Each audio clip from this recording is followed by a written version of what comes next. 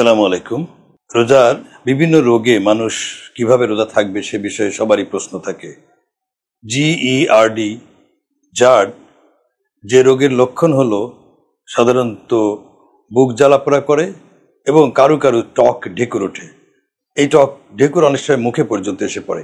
এই অবস্থাটাকে আমরা সাধারণত জার্ড বলে থাকি। এই রোগ যাদের আছে বা এই অবস্থা যাদের আছে তাদের এই বুক জ্বালা বা টক ঢেকুর ওঠা মূলত অ্যাসিডের জন্য হয়ে থাকে এবং অ্যাসিড সাধারণত পাকস্থলীতে থাকে।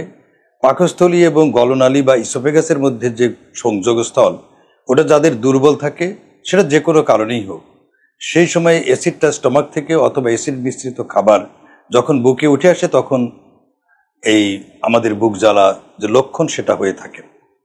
রমজানের সময় বিশেষ যে অবস্থাটা দুটো সময়, একটা হলো আমরা যখন শেষ রাত্রি খাই, সেহরি আমরা যাকে বলে থাকি, সেহরি যখন খাই, সেহরি খাওয়ার পরে আমরা শুয়ে পড়ি।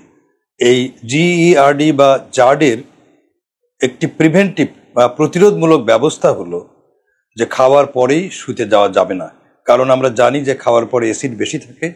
সেই অ্যাসিড মিশ্রিত খাবার আমরা যখন সোজা হয়ে শুয়ে থাকি তখন বুকের মধ্যে সহজেই এসে যায় এবং আমাদের বুক জ্বালাপোড়া বাড়ায়। তাহলে আমাদের পরামর্শ হলো যাদের এই ধরনের সমস্যা আছে তারা তুলনামূলকভাবে একটু আগে খেয়ে নেবেন অথবা খাওয়ার পরে একটু শুতে যেতে দেরি করবেন, যাতে করে এটা অ্যাসিড কমার পরে আপনার এই সুবিধাটা হয়। এবং অবশ্যই খাওয়ার সময় এমন খাবার খাবেন না যেটা অ্যাসিড সিক্রেশন বেশি করে। আরেকটি বিষয় হলো যে আমরা ইফতারির সময় আমাদের দেশে স্বাভাবিক নিয়ম অনুযায়ী ভাজি পোড়া তৈলাক্ত খাবার বেশি পাই। এই খাবারগুলোও কিন্তু অ্যাসিড সিক্রেশন বেশি স্টিমুলেট করে বলে পরিচিত।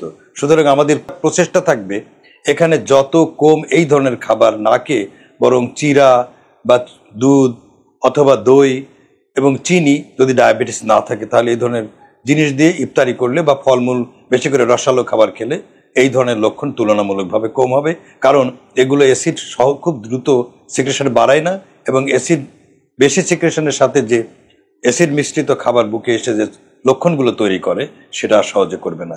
এর নিয়ম মেনে চললে আমার মনে হয় GERD রোগীরা খুব ভালোভাবেই এবং কোনো রকমের অতিরিক্ত উপসর্গ ছাড়াই রোজা করতে পারবে।